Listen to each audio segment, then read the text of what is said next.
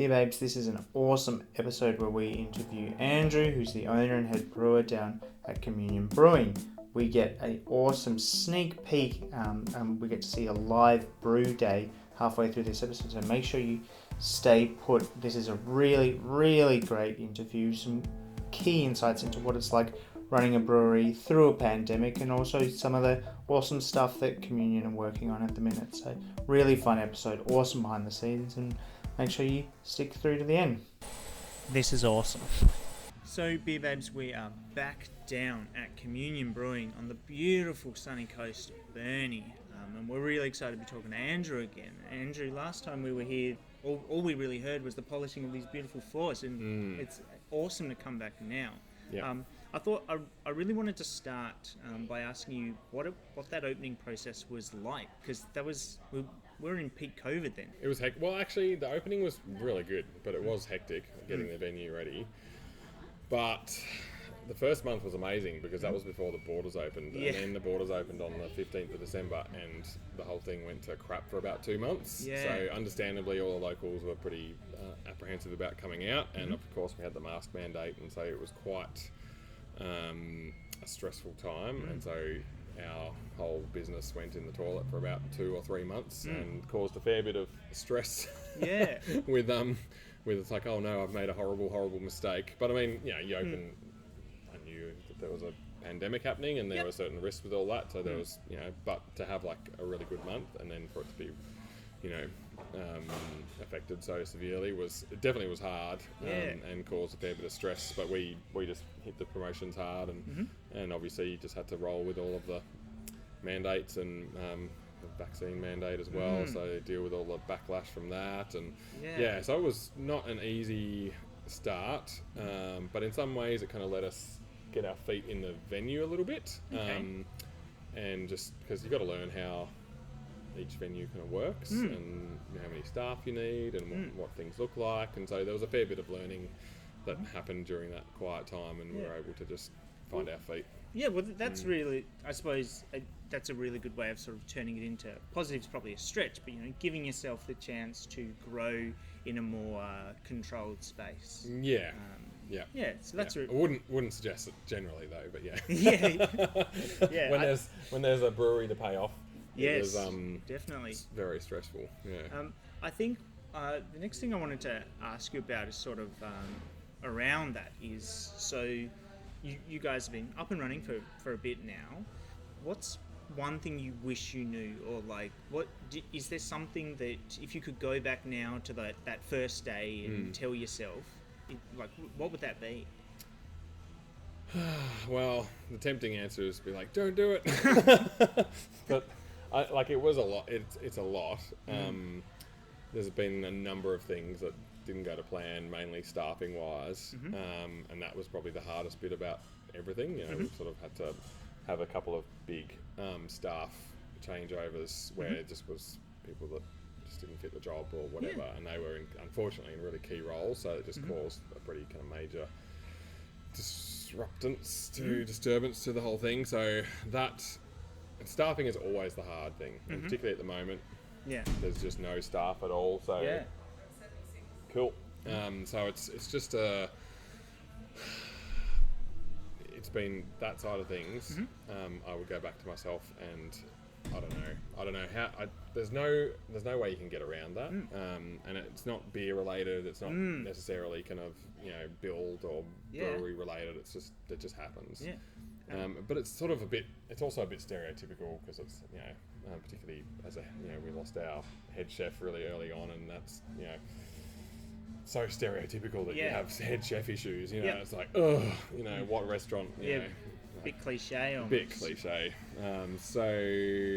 Anyway, it was that was just added to the stress of it. So it was a real shame, because the beer was good, the venue was good, everything was good, the food was good, but it was just all this stuff. So.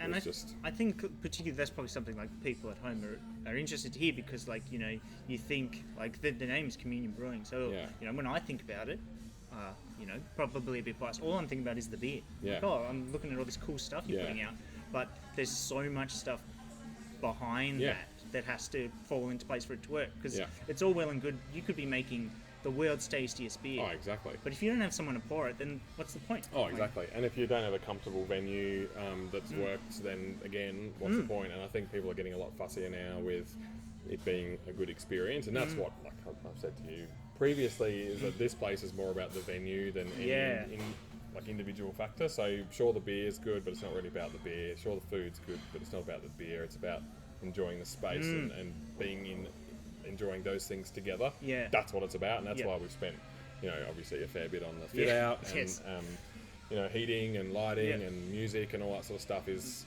right. And it's just a really important. That's our point of difference, is that it's an enjoyable experience, not just a nice beer. Yeah. And I think you've nailed that. I don't know, this might be our second filming, but I've been here a couple of times, and each time I come, I notice something new that I think is just incredible about this place. But I think you were going to show us some of the actual brewing process. Yes. You're in the middle right now. Yeah, we're in the middle of a brew. So we're brewing our local expert pale ale today. So we're just about to mash out into the lauter tun. So you can come for a wander and have a look at that. Let's go check it out. All right, cool. Right. So this is full. That's the mash tun. So it's got all of the grain and water in it. Yeah. And we'll be transferring it via that pump there into the lauter tank. So this just has basically a sieve in the bottom of it that filters out grain from the water. Yep. So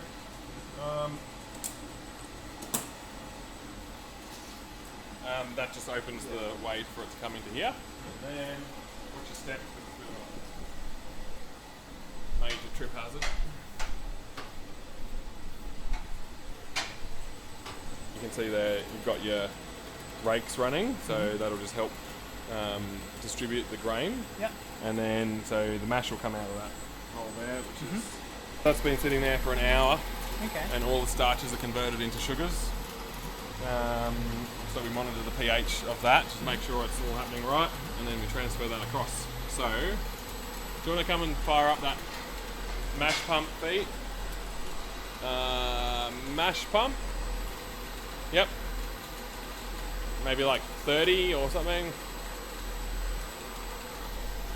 Have we got movement? Yeah. Oh yeah. Look at that. So now, of course, I know, but let's just for everyone at home who doesn't know. So right now, that's basically the sugary water that gets added to the. Yeah. So what this process is doing is just turning all the starches that are in the grain. So if you just eat some grain, it's not sweet, it's just starchy. Yeah. And so when you activate the enzymes in the grains, you obviously with water, at the right pH and the right temperature, those starches convert into sugars, different types of sugars that yeast then eat. Yeah. So this whole process, this first process here is just that conversion. Yeah. And then this next process is to separate the sugar water from the grain. The grain. Yeah. So, and we basically we rinse. The other part about this process is that rinsing the grain. So to get as much sugar out of the grain as possible, you just put hot water over it, and you keep rinsing that grain to get as much of that sugar out as possible. So you don't. Smells sweet. Yeah. Like really sweet. Yeah. So that nice malty sweetness. I'm just gonna wash this out just to push out all that last bit of grain. And then turn this one down to about the mash pump down to about 12. This is awesome. So this is very impromptu but super exciting for me. I was expecting just an interview, but I'm getting to see the entire process, and you can probably tell, but I am chuffed. Yeah, this is my brewing wear. So always got to leave some water in anything with a burner in it. So this has a burner, that has a burner, and that end tank has a burner in it. Okay. Never let them sit dry. Okay. So always got to have water in it, because obviously that's been quite hot because it's been heating up. So that now just sits. Like a nuclear power plant. Yeah, that's right. Don't want to run it dry. Yes, except this is way more important. Yeah, exactly. That's it. This is more devastating. This is beer. Yeah. So that process is done. You turn the hot water off. Sweet. So now this one just sits there for a bit. We'll just let that rake run for a minute, and then that grain bed will just bed down on top of the lauter plates. And you want to keep that nice and hot. So you shut that. Sweet. Happy days. Awesome. So that basically has to then just relax, like sit down onto it'll kind of form a nice bed on the sieve, basically, on the lauter plates. Yeah. And then what we do is we pull the water off the bottom and sprinkle it back off the top. It's called recirculation, and you just like run that until that water, which is called wort at this point. So it's the pre-beer liquid. So it becomes beer when you add yeast to it. But before that, it's called wort. And so that sugar water called wort just basically recirculates through the grain bed and gets clearer and clearer. So that grain bed turns into a sieve, a nice filter bed, and gets all those particulates out. And once that runs clear, then you send it into the kettle for boiling and hops and all the fun stuff. So we'll let this sit for a minute, and then we'll start that process. Cool. Easy. Yeah, very exciting. Of course I know all this stuff, but I'm just pretending for the people at home. Do you get a great deal of flavour from your grains? And because, like, you know, that's sugary, that's sweet. Yeah. You don't get, like, sweet beer as such because of this. This is just to feed the yeast. Yeah. So, it depends on what temperature this first process is at. So, depending on what grains you use and what temperature you mash at, you will actually affect the sweetness of your beer. So, the yeast only eats a certain type of sugar. And if you have a higher mash temperature, then it creates more of a different type of sugar that the yeast can't eat. And so that will remain in the beer as residual sugar. So a really sweet, thick beer, so like your double IPA that has high alcohol, but you often have high residual sweetness in that as well, that you would mash at a higher temperature and you would end up with more sugars left in the beer. So it does, and it also depends on what yeast you use. Like some yeasts eat more of the sugar than others.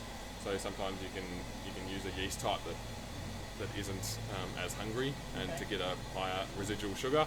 But for your lagers and stuff, like you mash really low.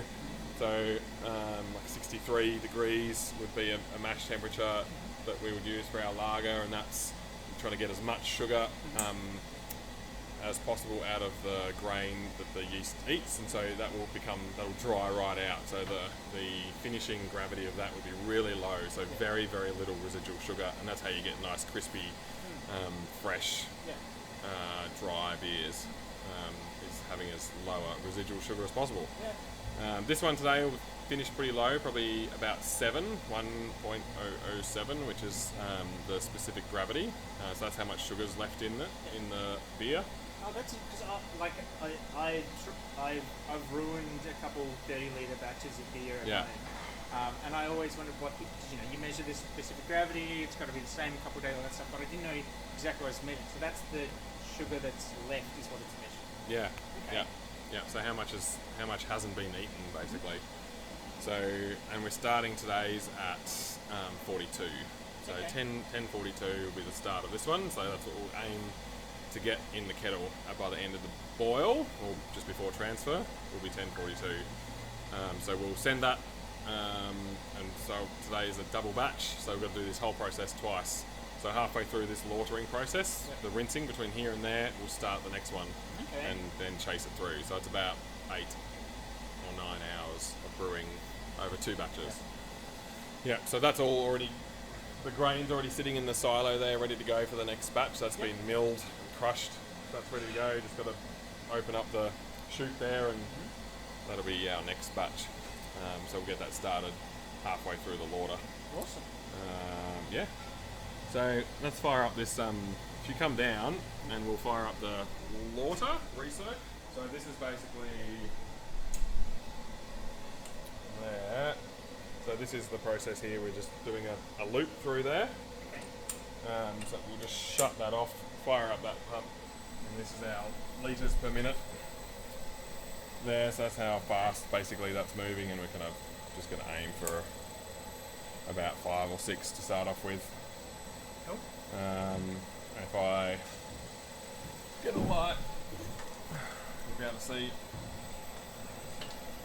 there that that's kind of all clumpy and cloudy. Yep. By the time this recirculation process is completed, that'll be pretty clear. Yep. And that's when we transfer over. Yeah. Yeah. So that's your work, and the aim is to get that as clear as possible. Yeah. So then you can pass it on and Yep. start adding the stuff to make beer. Make beer. Cool. Cool. Awesome. Time for beers. Now we're talking. Cool. Cool. Well, that's done. Yeah, no, it's very impromptu and super exciting. I think everyone at home is really going to enjoy that. I think we've had a look at the process. Let's talk a little bit more about the beers themselves. Yeah. Since opening, is there a particular beer that you're more fond of or more proud of? It must be hard. It's kind of like you can't have a favourite kid. I know, it is. Everyone's like, what's your favourite beer? And I'm like, well, I can't answer that for starters. And also it depends on what time of day it is and what I've done that day. Like, if I've just gone for a run and we've got our whippersnapper, which is it's like your hazy there, but it's only 3.3%, and it's just refreshing and delicious, and you would never know that it's only 3.3%. So that's my favourite. If it's the end of a very long day, then that's my favourite, the Choice Bro Hazy. Yeah. And then at the moment, actually, this one is sort of the one that I kind of find myself gravitating to. So that's the Red Vienna Lager. So it's got nice lagery, yeasty notes, but a little bit of maltiness in the background, but still really refreshing. Like, it's not sweet. So that's pretty nice. But our top beer is just our paper maker lager all day long. Okay. Yeah. I suppose that's interesting, because I feel like, probably not so much now, but it used to be you wouldn't find a lager at a craft beer bar. I know, right? Whereas now, I think, like, what is it, the Albert down Hobart, they're only doing those more, your stock standard bar beers, but in a more crafty way. So I suppose it's cool to see those sort of two worlds coming together. Oh, yeah, exactly. But I mean, just because it's a lager doesn't mean it's a Great Northern or whatever crappy kind of stuff you want to drink. But it's like our lager has a little bit of citra thrown into the whirlpool, so it gives it a nice little bit of crispiness, and that's obviously very much against the rules if you're talking German lagers. Yeah. But that's what makes it interesting. Yeah. And it's only just over 4%, so you can drink it all day long. Well, within in moderation. And that's why it's popular, because it's just really tasty. And then the second one's our normal beer, which is the ale, our kind of ale version of that, I guess, where it's pretty much just your draft style, and that's always every single week number 2. So part of that is we're in Burnie, and so the craft beer world is probably still a few years away from catching up with us.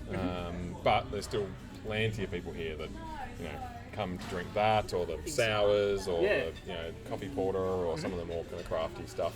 But all of our top 4 beers, so the Paper Maker Lager, the normal beer, the Pale Ale, which is what we're brewing today, and the Session IPA are all 4.5%, really drinkable, all nice and crispy. So that's really what our thing is. And I think drinkable. Again, it comes back to what you were saying before about it's the whole experience. Like you want this to be somewhere where anyone who wants a beer can come have one, not just like your really hoity-toity hipster craft beer guy to someone who wants a beer with lunch sort of thing. Yeah, exactly. Or a wine. And that's the thing, is like we've got a full wine list, we've got full spirits, we've got everything here. We're not snobby about that. We want people to enjoy their time, not be like, nope, you're here for the beers. So, yeah. And so you guys have just released the Choice Bro, which is your hazy. Yep. Single hop hazy. So that's why it's called Choice Bro, because it has the single hop is a New Zealand hop called Nelson Sauvin. Yep. So it's just got crap tons of that in it, which is why you get that massive pineapple hit, a little bit of wininess to it as well. Super fruity. Very, very fruity, and nice and thick, and it's obviously got a lot of oats in it. So that, it's only been sort of out for a couple of weeks, and we're putting it in cans next week.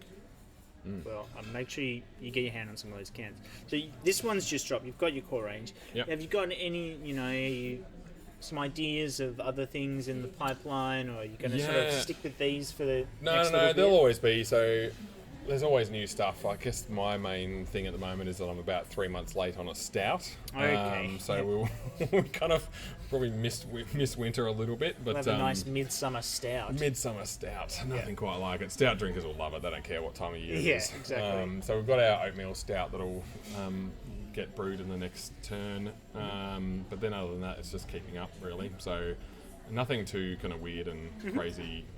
We might try a couple of different single hop versions of that one, just to kind of get different expressions, so people can experience what a hop does. So just that sort of stuff. Yeah, nothing too crazy. Awesome. Yeah, no bubblegum sours or anything, or whatever Not else. yet. Well, Gotta work your way through. I don't know. I'd be down for that. Oh yeah, a bit of bubblegum sour up the end there. Yeah. So every week you guys have cool stuff on here. You can see all of that on your socials and stuff like that. Anything coming up in the near future that you want people to keep an eye out for, or do we just send them straight to your socials because they'll all be there? Definitely hit up our socials. We have a what's coming up every week that's posted on a Monday. We've got our Italian long lunch.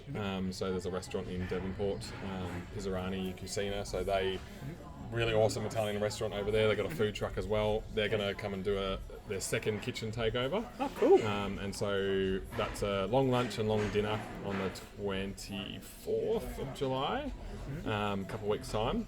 And then in August, we've got Tas Whiskey Week coming and doing I think it's the 9th, the week of the 9th of August, sometime, whatever the Wednesday is that week.